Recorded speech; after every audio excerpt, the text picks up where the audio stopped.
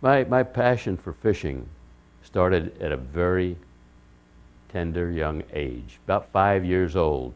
An apartment that we were renting had a next door neighbor who had a very nice house, and I would go through the hedgerow from our apartment into their yard, and they had a large goldfish pond.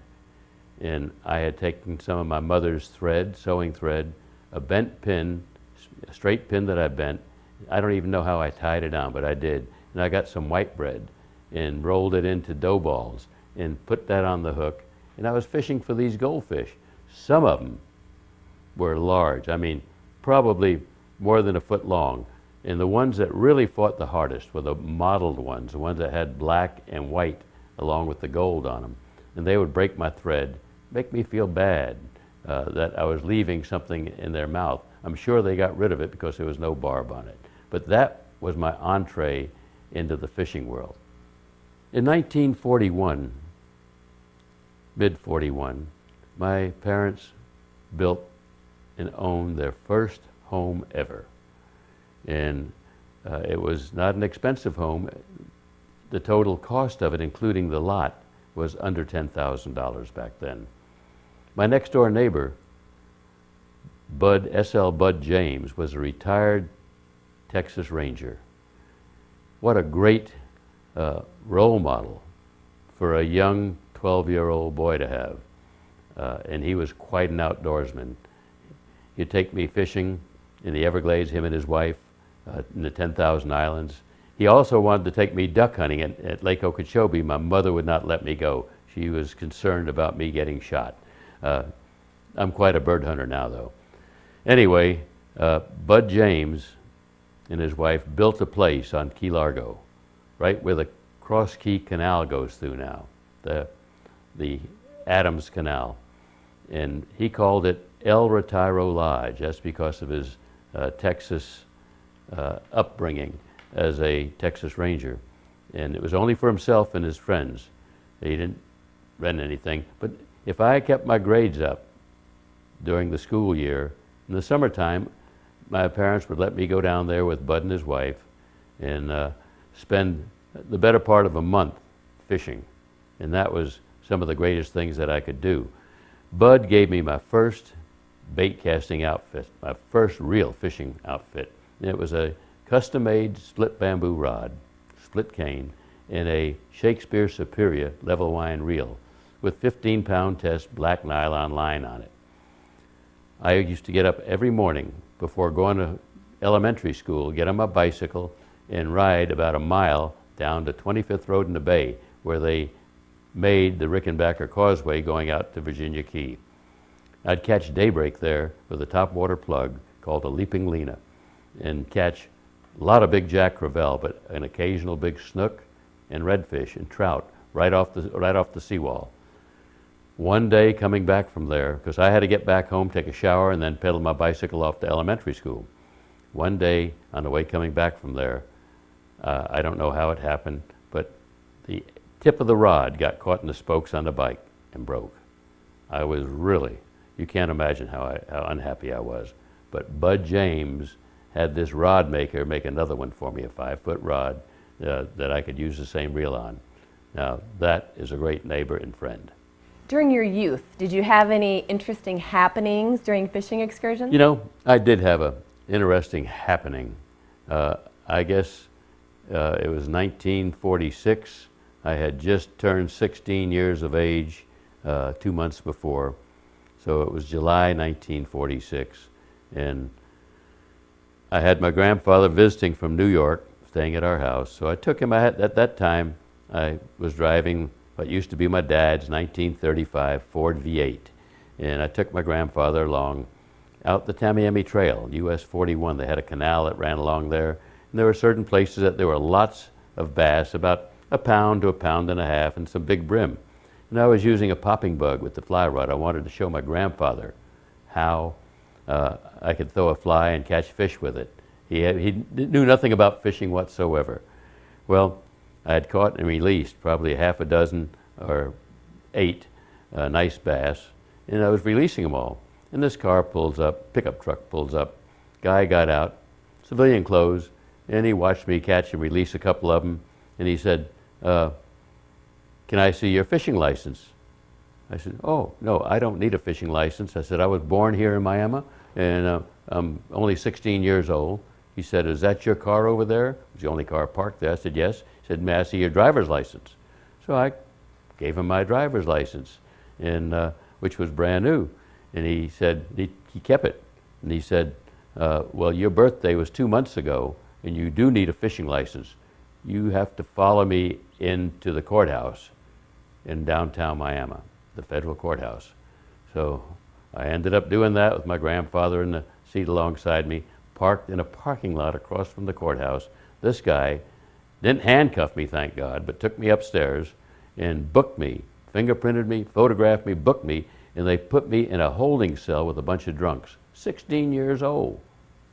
So yeah, finally after a couple of hours, they let me make one phone call. I called my dad at work, and he called a friend of his that was a deputy sheriff who was also friendly with one of the big judges in Miami, because he was a politically involved person. And the judge very quickly had me released and had all of those things scrapped. They got rid of them all, my fingerprinting, my photographing, and all that.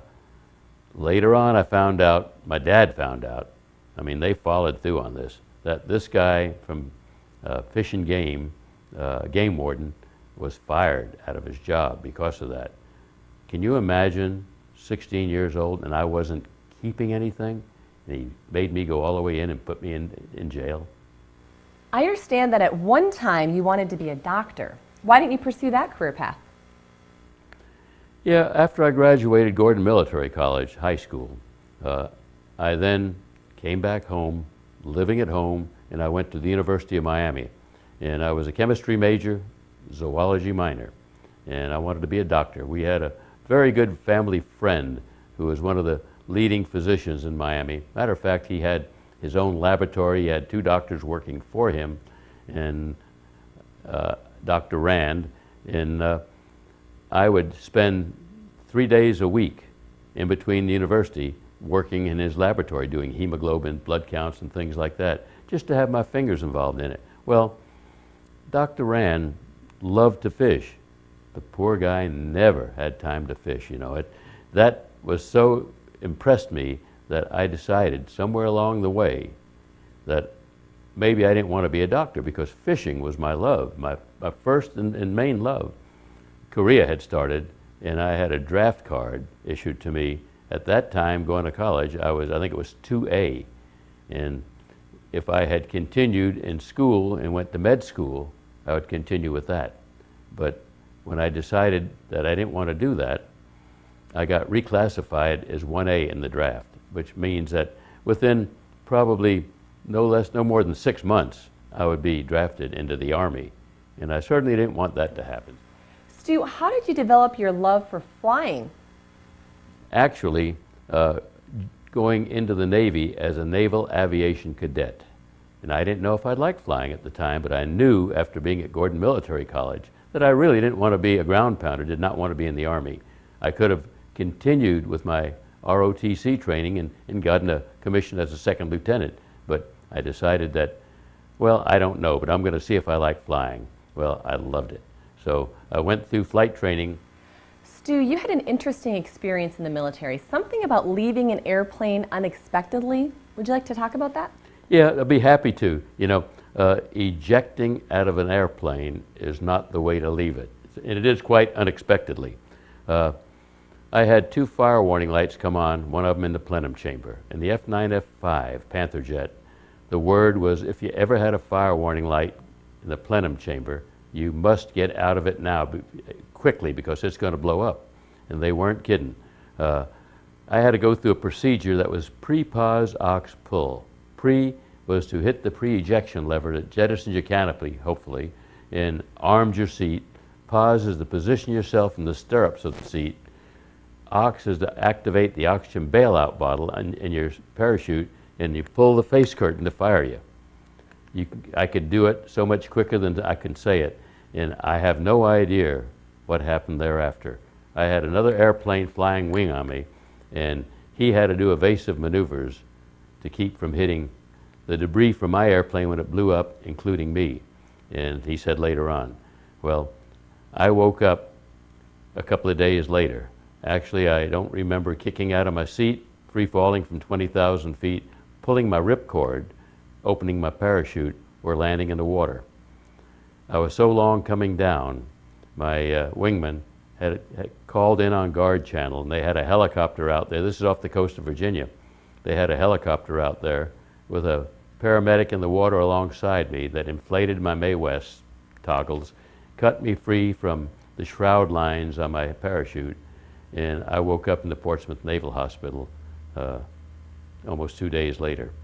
Had a lot of infirmities from it, and I was off flight for a while, but yeah, I did leave that airplane unexpectedly.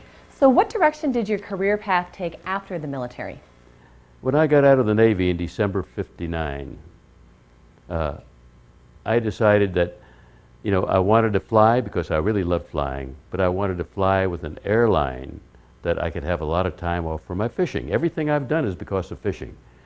I went to work for Eastern Airlines first and signed a contract with them, which after meeting their chief pilot, I tore the contract in 3 pieces. I was sitting across a big table from him, and I threw it across the table to him and told him where he could insert those pages. And I stood up and I stomped out of the room. You have to remember, I was a young, feisty fighter pilot, and I wasn't even an ex-fighter pilot yet because I stayed in the active reserves and flew supersonic jets in Miami. Now, Pan Am is an airline that flew to all the great fishing spots of the world, truly. And they promised me I'd be based in Miami for at least a year before having to transfer anywhere, if ever, so I could take the long hauls with a lot of time off in between flights or fly the short hauls with passengers.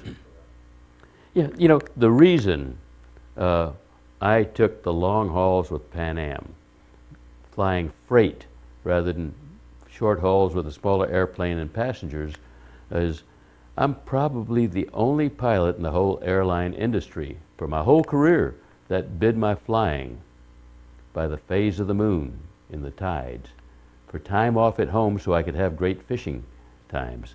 Now, I'll have to say that is definitely a passion for fishing. So when did you decide to be a fishing guide?